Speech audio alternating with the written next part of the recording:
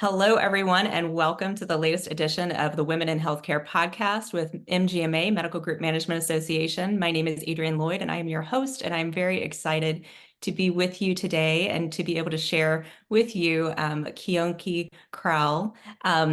And really just love to share. She's been in key leadership roles across her career, which I'll let her share a little bit about. And then she's also transitioned into her own company at this point and is really helping other healthcare leaders and just really how they're approaching both physician collaboration and just in general overall strategy of what they want to build for their careers. So Kenyokee, thank you so much for being here with us today. And we're just excited to share. So I'd love to just hear from you a little bit about your experience and, one thing that you've really loved in your career so far on your journey. Absolutely. Well, thank you, Adrienne, for having me. Was looking very forward to this and really appreciate the invitation to participate. So I am a healthcare enthusiast. I have been in the healthcare industry for my entire career. I think when I started out, I probably would have not thought I would have been in healthcare my whole career, but have really enjoyed it and have had the opportunity to work for some amazing organizations, including the Cleveland Clinic and Highmark Health. And it's been an amazing ride and journey for me. By background, I have a bachelor's degree in biology. I think early on, I thought I would probably do something more in the health or clinical space, like going to medical school or pursuing something more in the sciences. But my first job out of college had the opportunity to work in the business environment and a little bit when I was in college and just fell in love with the dynamic nature of the space and have found healthcare to be a pool of endless learning as it's a dynamic industry. And it has really taught me a lot about myself and a lot about how care is delivered across the country. I consider myself to be a passionate customer advocate, and I think healthcare is one of those spaces where no matter where you sit in an organization, you're impacting people's lives, and that's really meaningful and important to me. And at this point, last year decided to take a little bit of a break and pursue something different. So, really happy to be here today Yeah. to talk with you a little bit more about my journey and what I'm up to. So, thank you. I love it. So in some of your recent roles, what were key strategies that you were able to use to both collaborate with physicians on yourself and even just kind of build that teamwork and collaboration across kind of clinical services and how you are working with those Yeah, groups?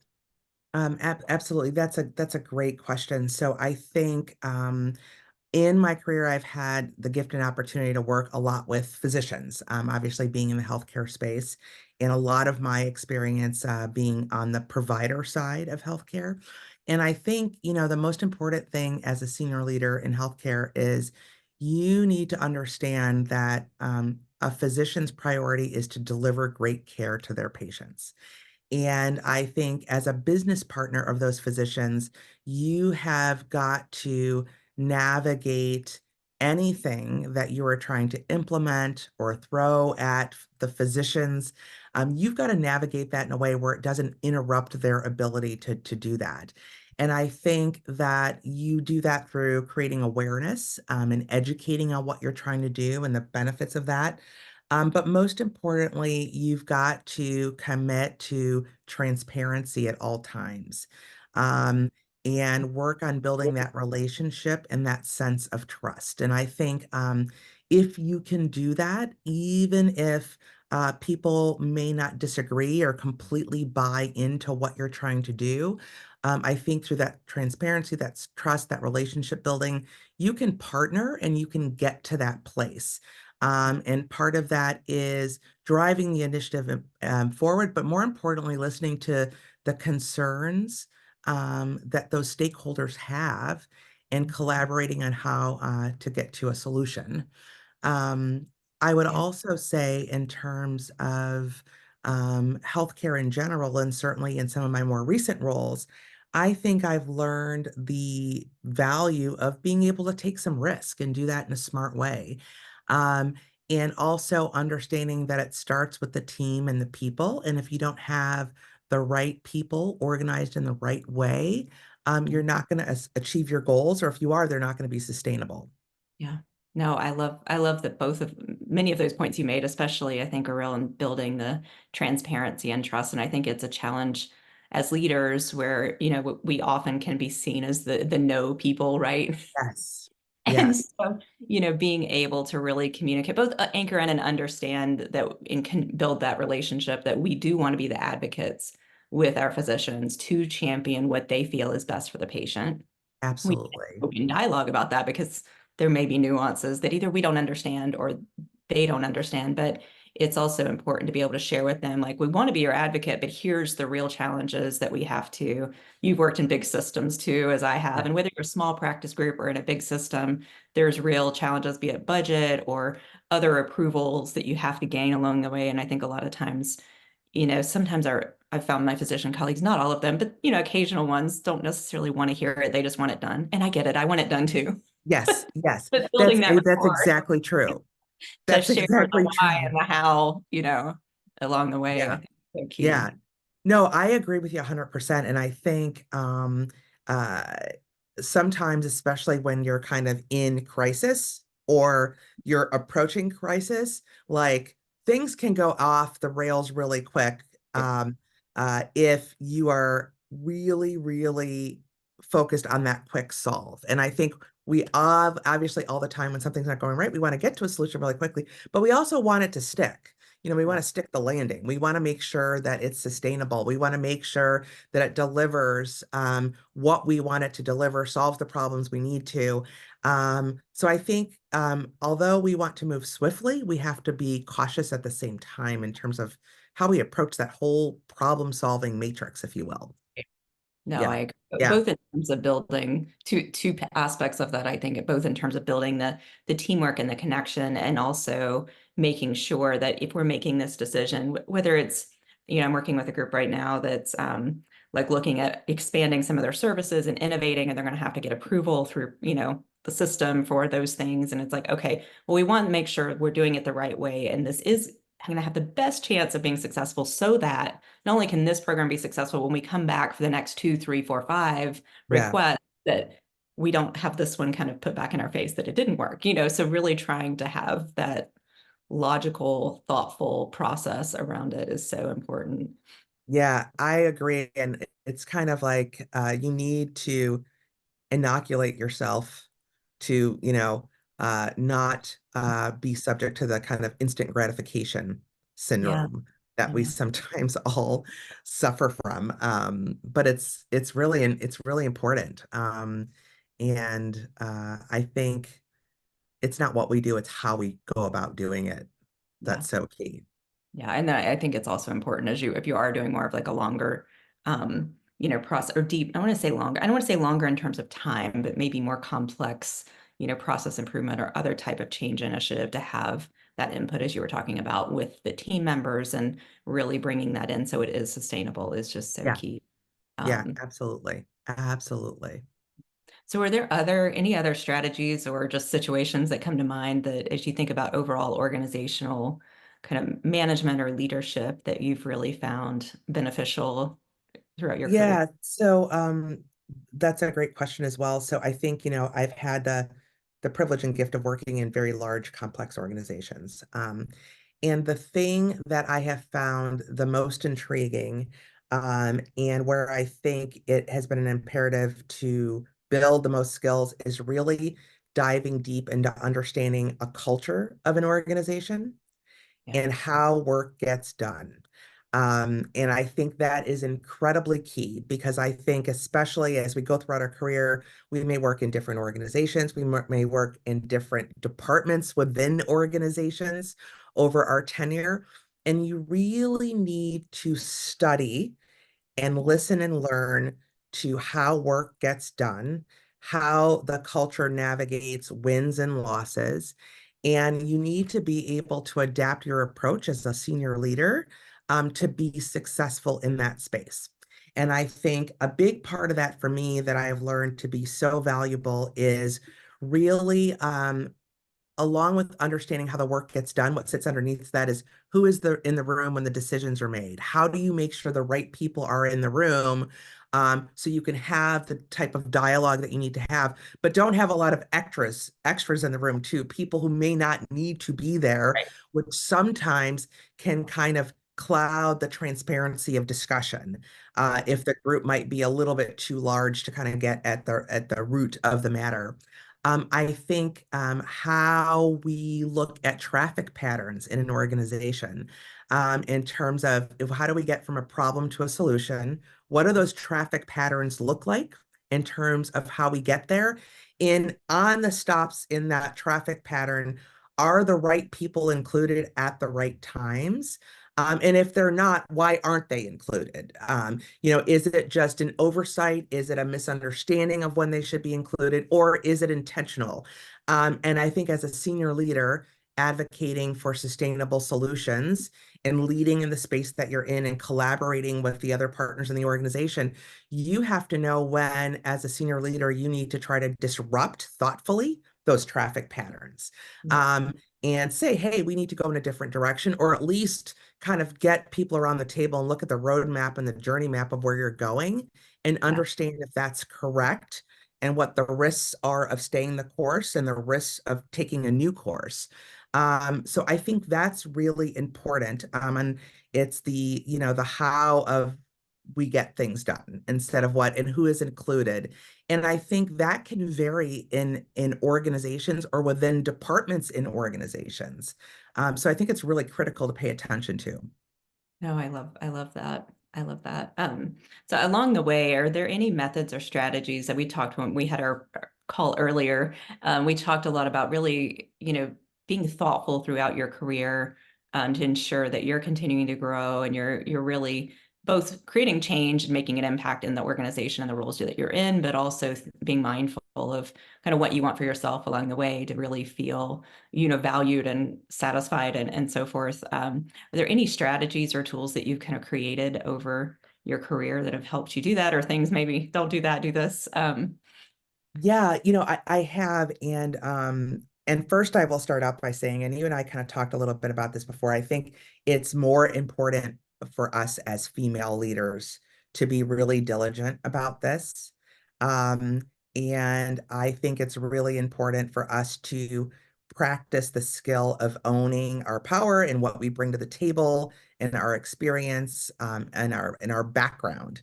Um, so I am a huge advocate of really thinking about your career as a strategy. We would never in our professional life ever go into any big project, any big initiative without having a strategy or a roadmap of how we're going to get there and evaluating how we're doing on the way. We don't do that as intentionally as we should, in our career. So I think that is extraordinarily important. What does that strategy look like for you? Yeah. I think that's really, really important. And I think also, what is your 30-second elevator speech? I think there have been times where I have completely missed opportunities to network more effectively, or connect with people that might be good to have in my personal advisory circle because you're caught off guard and you don't know what to say in that moment. So a lot of times when I'm coaching people, mentoring people, I always kind of challenge them to say, what's your 30-second elevator speech? If Yeah. someone asks you what you do, what you bring to the table, what you're interested in, what skills you have, what does that look like for you so that you don't fumble it? Right. I think intentionality matters, strategy matters, being practiced in the approach of how we want to represent and present ourselves, is key to our growth and development. I agree. I agree. And do you have key elements of that 30-second speech that you tend to coach people on including? Because Yeah, that's, so I think I know I do sometimes a well, and little. sometimes I'm No, no, no, that's good. So I think, obviously, who you are, right. um, uh, uh, what you bring to the table, like what are your top skills, and weave in there what you want or what you're interested in learning more of. you know? And I think you can also leverage that too, when people ask, how can I help you? Yeah. How many times have you been in your career and you've connected with somebody more senior than you in the organization? Whether it's networking as part of a meeting and they say, what can I do to help or support you? Yeah. And a lot of times, oh, nothing, I'm fine. Or it's more tactical in the moment of whatever the business topic is. But take advantage in the right way, those opportunities. If somebody says, how can I help you? Wouldn't it be great if I'd love to learn more about this? I'd love to hear more about that. I'd love to connect with someone who works in blank. Yes. Um, you know, use those opportunities to strategize and to network and all the great stuff that goes along with that. And I think sometimes we don't think about it in that way. Yeah. We don't think about it in that way. We think of it as more organic, which it can be, and you always want to be authentic to who you are, but it requires a strategy and it requires some thought ahead of time in order to really, you know, leverage those opportunities that we have.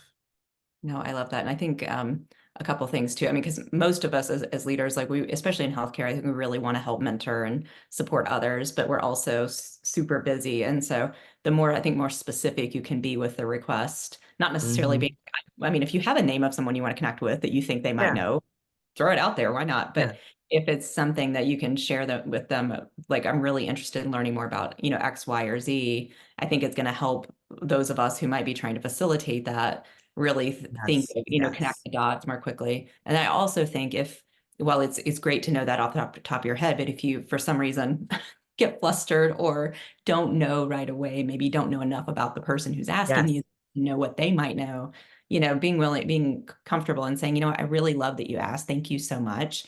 If you don't yes, mind, I'd love to take a day or two or week or two, some time and do you mind if I exactly. follow up with you via email or send you a Yeah, text or whatever it might be, yeah, to, would that be okay? yeah. And give yourself that time, I think is an option Yeah. too. That's a great suggestion as well. And I think the key thing there is, to your point, don't don't squander the opportunity and don't miss out on the opportunity, even if it's, you got to delay a couple of days to give some thought to it. Because it's really, I think it's important. And I think we sometimes often don't think about it that Yeah. way. And I think working in healthcare too, and you kind of touched on this, working in healthcare too, I think people in healthcare, I think if you're here, um, you really want to help people and you Yeah. want to give and you want to create things that are going to benefit the greater good. And I think sometimes in that, um, we lose a little bit of our own self-advocacy so because we're so committed to that mission. Yeah. So I think to kind of center that more is a great skill to practice.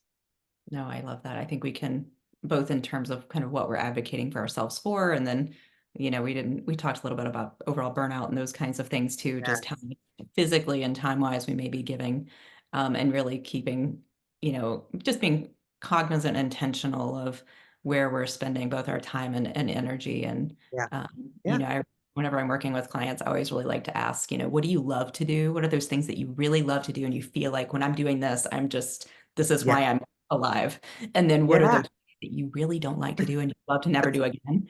Yeah. Yes. And then actually take time to think about that, because sometimes maybe there's a way that that thing you don't want to do is somebody else's like dream job and Yep. or That's dream right. task. And so thinking about those things I think are Yeah. really great.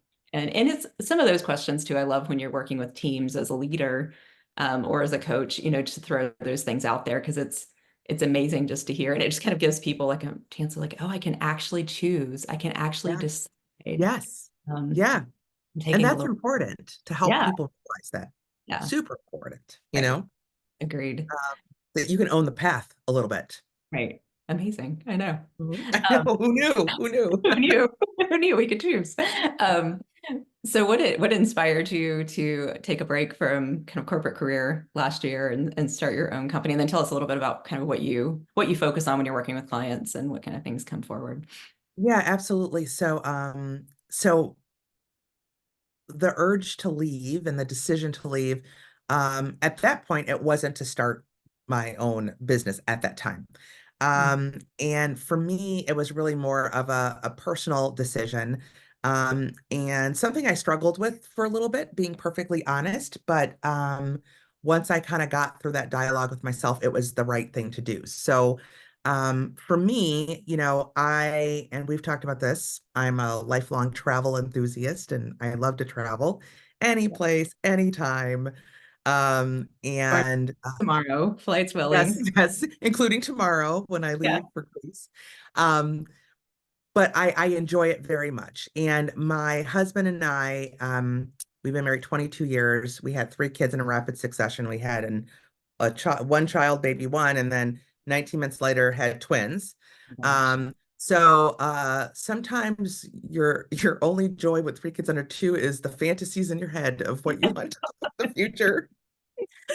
And we had always said, wouldn't it be great if one day when the kids were older, we took a break and we traveled and we did all this stuff. And it was always something we talked about, kind of a dream that we had. Um, and never really thought I would pull the trigger on it. And then a couple of years ago had, kind of my dad, who I loved and adored, passed away. And he had an amazing impact on my life growing up, but even more so, I think, in his death, in the sense that you realize the fragility of life. And, whether you're old or young, you don't know how much time you have. And you never know if you're going to have that list of one day stuff or Yeah. someday stuff that you never get to. And it was really important to me as I kind of processed all of that, to say, instead of why not someday, why not today?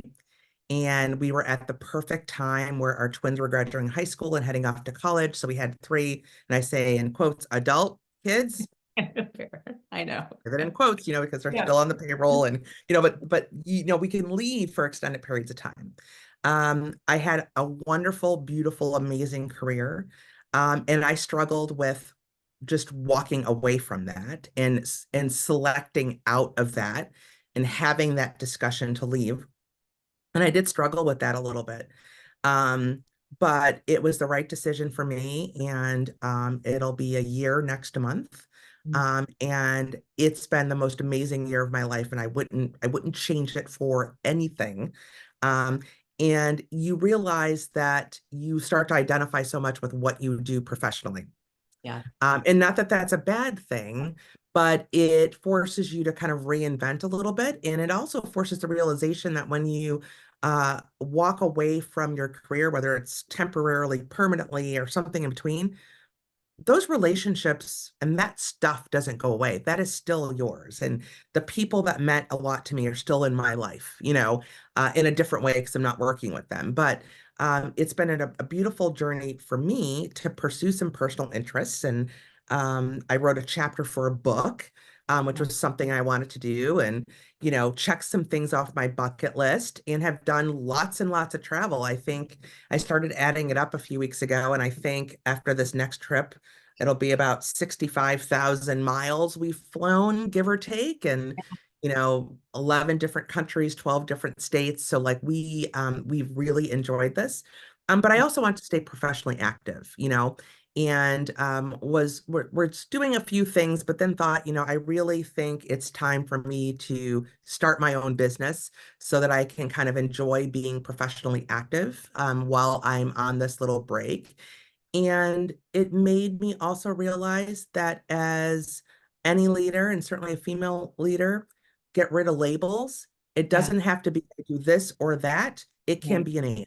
Yeah. Um, so the business for me is new, but I'm very much enjoying it, Yeah. and it's challenging me in a different way while leveraging all the great things that I did before. So That's great. And nothing, I think too, it's, and you and I talked about this earlier too, like it's something I struggled with as well, kind of making the decision. I felt like I could create an impact in a different way. And I did want to have yeah, flexibility, at least for this period, with my kids yes, being younger and really wanting to be yes, able to really, and it's been very helpful in helping me navigate, life transitions along the way and so forth too. And but I think it's, it doesn't have to be, whether it's a break for now or do something different later. And we get the right to change our minds, which we is something do. like Yes. Like, what is we do, yeah, or adapt it to what it right, means, you know? So like, right. I mean, think about it. How many people do you know that um they're either full-time in their business, but some of them are in a corporate role, but they Yeah, still do coaching on the side through their,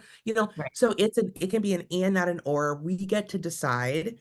right. And as we go through the seasons of life, it may change what that Yeah. means for us, and that's okay, you know?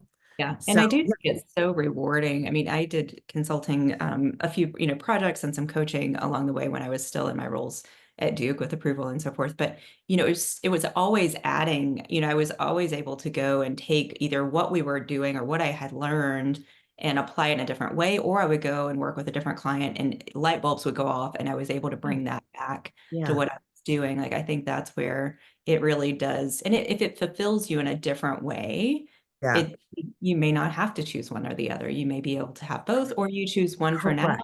And it really can be fluid. And I think sometimes it feels like it has to be such a hard stop, Yeah, um, and a big transition. And you and I both kind of have had that. Um, yes, and it yes. felt hard and not hard in other ways. But it really can be a fluid, and it really, we get to decide what we want it to create. So Yeah, no, you're absolutely right. And I think a lot of us, by nature, are rule followers. And, true. and so this Yeah. throws all the rules out Yeah. of the window. And there's an adaptation period to get comfortable with that. And then Yeah. once you're comfortable with it, you're like, I kind of like this, Yeah. you know? Oh, agreed. Well, shifting a little bit, what do you hear from those that you're working with that maybe they struggle with kind of being leaders and or just physicians in their role and even just as humans, like what are the things that you're hearing as we're kind of talking about helping them Yeah, try to figure I that out? think probably the two major themes, and I would love to know your thoughts on this because I know that you coach people and mentor people as well. I think balance and burnout are key topics. Yeah. And I think a lot of people are trying to navigate that, Mhm. and trying to get clarity on what that means for them because the definitions are different for all of us. Um, and I think baked into that is, I've talked to some people that they have a good mix going on now of what it means to be a professional and what it means to be what you are in every other aspect of their life. And they have a good, and then they are struggling. How do I maintain this? And still continue to grow and really helping them craft a plan in order to do that on their own terms. And then I think on the flip side, you've got people that have maybe given too much away for too long, and they are pouring from an empty cup or on the verge of pouring for an empty cup. And Yeah. how do we restore some order and redraw those boundary lines? And what does that path look like? And I think, again, going back to healthcare and those of us that are in healthcare, I think we are here because we believe in the greater good and we want to help people. And I think maybe it gets more out of balance for us Yeah. sooner, or to a greater extent than maybe others in other industries, perhaps. But that's really what I'm hearing. And I don't know if it's new or if it's bubbling through the surface just because of everything we've been through as a society and as human beings in the last 4 or 5 years with COVID and everything that went along with that. But that's a lot of what I'm hearing when I Yeah. talk to people. Yeah. I think it was maybe always there to some degree, but Hmm. as you mentioned with your dad passing, as we all experienced with COVID, Yeah. I think the fragility of life is much more kind of prominent in Yeah. this or Yeah. our willingness. And there are some generational, differences that we're seeing about how people are willing or, how they view work and what they feel like they're willing to, sacrifice or not sacrifice. And so I think it's there. I do think it's got different flavors and aspects to it. And maybe it's just more intense in some ways than it used to be. Yeah. The word balance to me, I've been kind of reframing it as like work-life integration versus work-life That's balance. great. Yeah. That's a But great way to say it. Yeah. I want to be, I don't want people to, I think that again, I do think it looks different for every single person. for me, when I was in a corporate leadership role, if I could get up on, Saturday morning from 5 to 7, I could get, knock out a project or, do some evaluation work or emails or whatever Mhm. that was. Like that was beneficial for me because then maybe I could leave on like a Wednesday afternoon a little bit early, or I could go, have kind of a remote day. It's funny now to Yeah. talk about having one remote day was such a luxury back then, Yes. and had a whole different hybrid models. But whatever that is really meaningful for different people, I think that's where, being able to create that that integration where it's, I mean, some people want to have, ability to work in different ways, and it doesn't work for every job. Like we It recognize does. that. Yeah.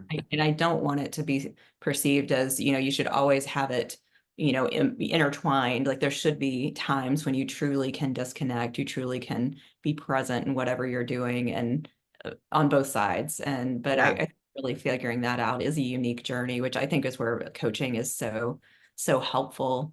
Yeah. Um, if for those that are willing to do that and able to do that. But yeah, and I think burnout too, there are a lot of what I'm seeing is there's a lot of organizations focusing on burnout training and all these programs and all of that. And I admire the commitment and the energy, but again, I do think it's a personalized approach. And we were talking about the culture, I think a Yeah. lot of it too is really creating an environment where people feel like they're supporting each other and Yes. supported by each other, and they're working together to solve problems. And, through that, I saw a post from, I think it was the University of Pennsylvania Health System on LinkedIn the other day, and they were talking about those crisis on Friday with the CrowdStrike episode. Hmm. And like it was awful, but also like how energizing it was that people really rallied together to support each other. And so like in that crisis, in that chaos, like they're really connecting. And with that, people can, get through so much. Yeah. So it's kind of a hybrid of all of those things. Yeah, Um, no, that's a really, really great point. And I loved the what you said earlier about the integration, which I think is a lot better word than balance, honestly. I love that. I love that. Because I think that is really key for people to be able to figure that out their own way and understand, and I also tell people too, that I've spoken with, um, the going back to the culture comment that you made, I think a culture is a big piece of that. And I think we've got to understand as human beings and as leaders is that whatever that work life integration looks like, we've got to understand that sometimes it's going to make sense for us to be able to create that in the space where we're at. right, Sometimes we've got to know when we've got to find another space to create that because it just doesn't work. Because sometimes if it doesn't work for you, that doesn't necessarily mean that that organization has a bad culture or right, it's just yeah, maybe how they work and how the work gets done does not work for you in this season of the life that you're in. And maybe and that's okay. That's okay. Sometimes you can create it in the space you're at. Sometimes you've got to go to a new space to right. find that. And both is okay. And you've got to be kind of open to that, I think, as well. I love that. Yeah. Okay, we could talk for hours, but kind of I know, I know, I know. wrapping this up. Last question is like, what's one thing you wish you would have known kind of when you first started in your career? Oh, geez, God, it's kind of like the lessons to myself. I know. So I would say a couple of different things. One is being kind of I kind of call it the three A's, if you will. So like how do you navigate ambition, advocacy, and authenticity? And if you'll indulge me for a minute, Yeah. I'll talk about what I mean by all three of those. So I think when we talk about advocacy, I think being unapologetically assertive in a Mhm. way that makes sense for you. And that doesn't mean going around and bragging about what you do all the time and me, and all that. That's not what I'm talking about. But owning what you bring to the table. Yeah. And this is something you and I talked about, and people have written about this, but you could have a job that you're looking for. The female leader will say, I've got four of the five things I'm not qualified. I better see how I Fine. get that fifth one. And sometimes you'll see a male leader, and this is not to Yeah. stereotype or typecast our male colleagues, but that'll have 2 out of 5 and say, yep, I can do that. And Amen. Yeah. I Yeah. think it's a state of mind. It's you got to have the goods and the skills to bring to the table, but it's state of mind and how do you present yourself. So that's what I mean by that. I think authentically is finding the spaces where you can be and thrive in a way that nurtures you in every way you want to be nurtured professionally. Um, and that's what I mean by authenticity. And I sometimes, you hear, and I hate the term sometimes bringing your authentic self to work because I Right. think that's a bit of a misnomer because I am who I am. And if I ran into you in the grocery store, we're going to engage just like this, and that's fine. But I think there is an authentic professional persona and there is a personal authentic persona. And um, I'm not going to be fully authentic in a professional space all the time in every way of my life because the conversations I have and what I share in a professional setting should look and feel very different than if I'm out to dinner with a friend or I'm having a conversation with my sister. Yeah. So I think that being authentic professionally that allows you to kind of share your gifts and learn and nurture you, I think is important. And I think the ambition piece goes back to my earlier comment about being tactical about that strategy and where you want to get and how you're going to get there. Because sometimes career growth can happen very organically, but sometimes it requires a plan and it requires you taking stock of what you bring to the table now and what other tools you need to build for that toolbox. And I think the deliberation and the thoughtfulness about that is something that I did not figure out when I was in my 20s. And if I could go back and have a conversation now as, more mature, Yeah. middle-aged me to with that 20, 25-year-old, that's what I would say. Yeah. No, I love that. One of my my COOs when I was at Mayo did I think something that was very helpful for me to really kind of recognize whatever I was focusing and where I wasn't focusing. And he did kind of a 5 year, map journey of like what you wanted to create. It was just a simple kind of Word document, but it, like in terms of educational, professional development, in terms of career growth and trajectory, and then the, kind of the bottom section was personal, personal achievements. And he would meet with us, he had a lot of us. So he would meet with us like a year later and we went through it. And of course, like I was checking all the boxes on the first two and, getting what I wanted to do there. But personal, like I hadn't touched any of it. And this was right before I had kids or, and it was, living for that kind of one vacation a year mode, right? Like you're going to take that vacation, but otherwise you're just working. And he was like, okay, this down here, what are we going to do about this whole personal section? Because you've got to be Yes. able to find what is lighting you up along the way. Otherwise, it's not going to be sustainable. And it was like so critical for me Oh, because yeah. I grew up very much, I'm sure as you did, of just, work really, really hard. And we should work, we do need to work hard in healthcare and we do work hard in healthcare. Yes. Yeah. Really taking the time to be thoughtful about what's important to you as we've shared today and really going to create those moments and of joy along the way to really build that successful, sustainable career is so important.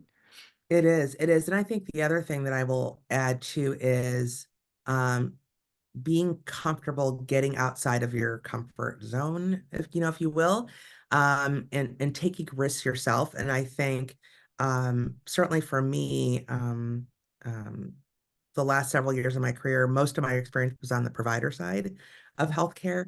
And I had the opportunity to work on the payer side, running clinical operations for, um, uh, for a large health plan. And boy, was that amazing because it taught me so much and to take that risk and, somebody believed that I could do it, which was great. And have a learning curve like that at this point in my career was amazing. And I think it gave me so much perspective and so much knowledge that I just didn't have before. And I think we have to get comfortable with that. And I think sometimes when you are growing in your career, you get called to your next thing because you're really great at this stuff over here.